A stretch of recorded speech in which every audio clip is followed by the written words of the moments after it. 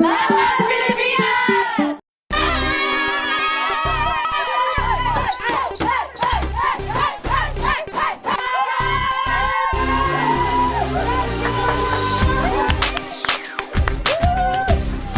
At nagtapos na nga ang kampanya ng ating Gilas Pilipinas Women's Team sa ginanap na 2026 FIBA Women's World Cup Qualifying Tournament.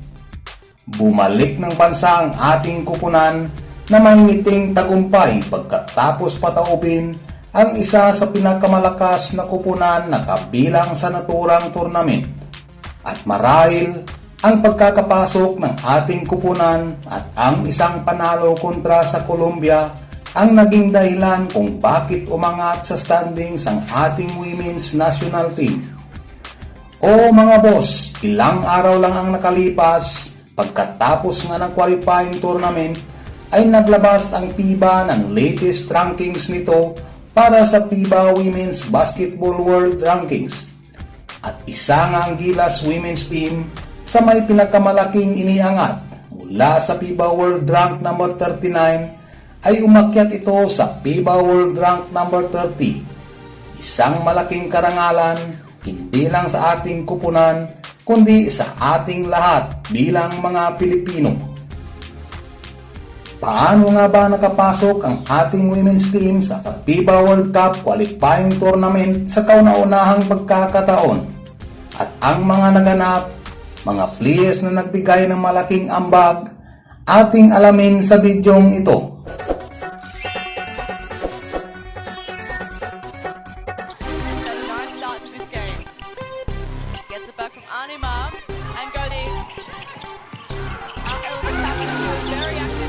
Nakaraang taon nga ay napanatili ng Gilas Pilipinas Women's Team ang posisyon nito sa Division A ng pataubin na talunin ng kupunan ng Lebanon sa score na 70-73 sa ginanap na 2025 FIBA Women's Asia Cup. Ang pagkapanalong ito ng ating kupunan ang naging dahilan kung bakit umabot ang ating women's national team sa 2026 FIBA Women's World Cup Qualifying Tournament. Ang ating kupunan ay napabilang sa Group A kasama nga ng host country na France at kinabibilangan ng malalakas na kupunan tulad ng Germany, Nigeria, kapwa Asian team na South Korea at ang kupunan ng Colombia.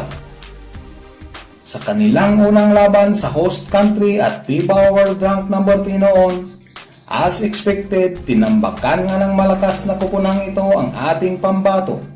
Nagtapos ang laro sa score na 115-66. Pinangunahan ito ni Sumaya Sugapong na umiscore ng 13 points, April Bernardino na may 12 points at Casey De La Rosa na umiscore ng 12 points.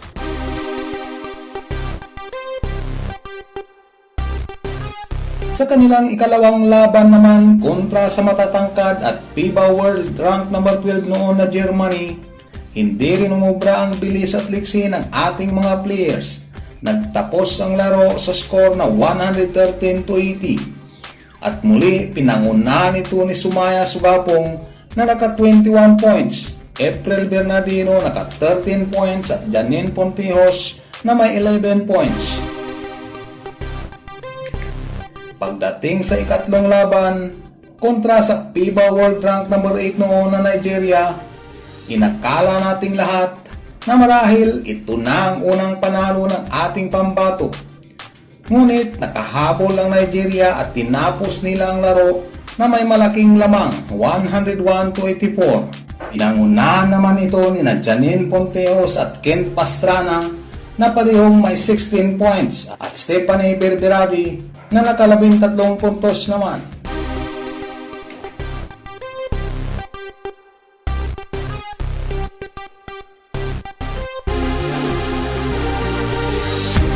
Sa kanilang pang-apat na laban kontra sa kapwa Asian team at FIBA World Rank number 50 noon na South Korea, talagang ayatang ayaw sapian ng swerte ang ating kupunan. Tinapos ng South Korea ang laro sa score na 105-74 at pinangunahan ni Casey De La Rosa ang kupunan na umiscore ng 26 points at Janine Pontios na nag-ambag ng 13 puntos. At dahil sa pagkatalong ito, bumagsak lalo sa standings ang ating pambato na may kartada na 0 win at 4 losses. Pagdating sa kanilang ikalima at huling laban, kontra naman sa FIBA World Rank number 19 noon na Colombia, sa unang quarter pa lamang ay nagpakita na ng magandang opensa at depensa ang ating kupunan at hindi na nila ito pinabayaang makalamang pa at masilat ang nakatadhanang panalo para sa ating women's team.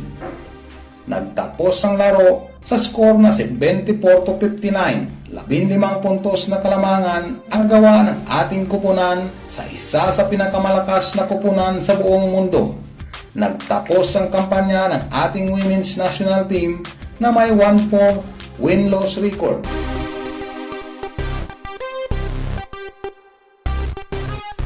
Ang pagkapanalong ito ng ating women's national team ay tinuturing na historic win para sa ating kupunan. Hindi man tayo pinalad na makausad sa second round para sa World Cup dahil 4 lamang sa group na ating kinabibilangan ng mag-a-advance. Isa pa rin itong malaking tagumpay para sa ating lahat dahil ito ang pinakaunang panalo ng ating women's team sa labas ng Asia at pinakaunang panalo ng ating national team sa isang hindi Asyanong kupunan.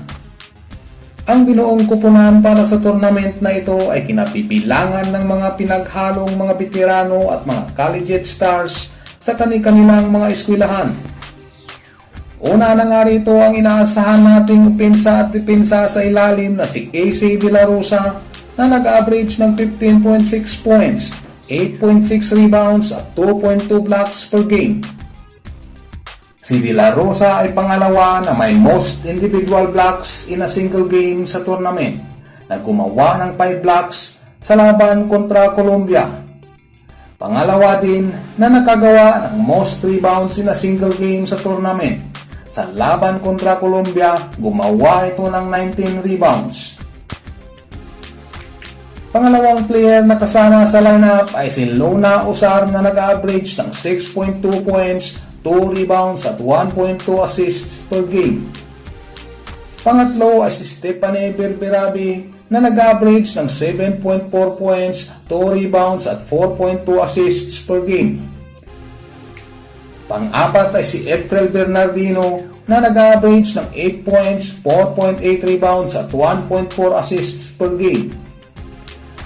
Pang-lima ay si Kent Jane Pastrana na nag-average ng 7.4 points at 2.2 rebounds per game. Pang-anim ay si Sumaya Sugapong, isa sa pinakabata at isa sa highest scorer ng ating kupunan. Siya ay nag-average ng 13.2 points, 1.4 rebounds at 2.4 assists per game. Pang-pito ay si Janine Pontios na nag-average ng 10.8 points at 1.2 assists per game. Pang-walo ay si Angelica Surada. Siya ay nag-average ng 3.2 points, 3.8 rebounds at 1.2 assists per game. Pang-siyam ay si Sofia Dignadisi, pinakabata sa ating kupunan.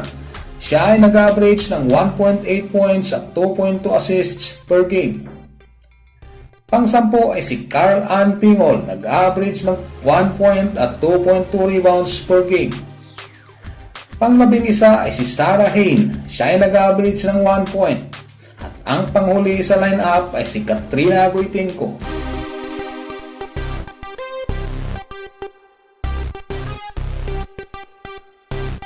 Ilan sa mga star player at inaasahan ng ating kupunan tulad ni Vanessa De Jesus, Camille Clarin, Jack Animam, Naomi Panganiban, Kate Castillo, Mika Katso at Ila Fajardo ay wala sa lineup dahil sa mga personal commitment nila sa kanilang mga kupunan.